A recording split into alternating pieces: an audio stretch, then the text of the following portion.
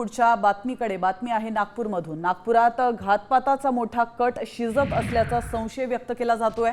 नागपूरच्या गजबजलेल्या सीए रोडवरील दोसर भवन चौकात जिवंत स्फोटक सापडल्याने मोठी खळबळ माजली।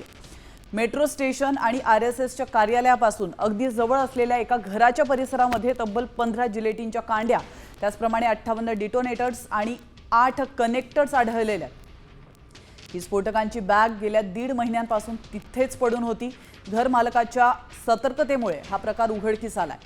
बॉम्ब शोधक पथकाने सर्व स्फोटक सुरक्षित स्थळी हलवली आहेत आणि या प्रकरणी आता पोलीस सखोल तपास करतायत। तिथली ही दृश्य तुम्ही पाहू शकता। या ठिकाणी घातपाताचा मोठा कट शिजत असल्याचं समोर आलं। नक्कीच नागपुरात आज खरं तर खळबळजनक घटना जी आहे ती उघडकीस आलेली आहे। मी ज्या ठिकाणी आहे ते खरं तर लांजेवार यांचं घर आहे। दोसर भवन चौकातलं हे सगळं घर आहे आणि याच ठिकाणी खरं तर आपण पाहू शकतो हे जे ठेवलेले आहे कवेलू आहे आणि कवेलूच्या मधात एक पिशवी होती, त्यामध्ये डिटोनेटर होते असल्याची माहिती जी आहे ती पुढे आलेली आहे। मी हा खरं तर नागपुरातील गजबजलेला भाग आहे।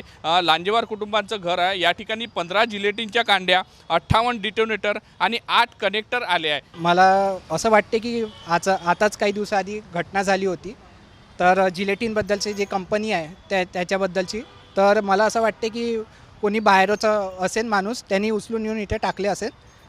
बाकी काही खात्री नाही आहे, आता बाकी पोलीस पाहून राहिले आहे, तर तेच लोक सांगेल एक्झॅक्टली काय झालं।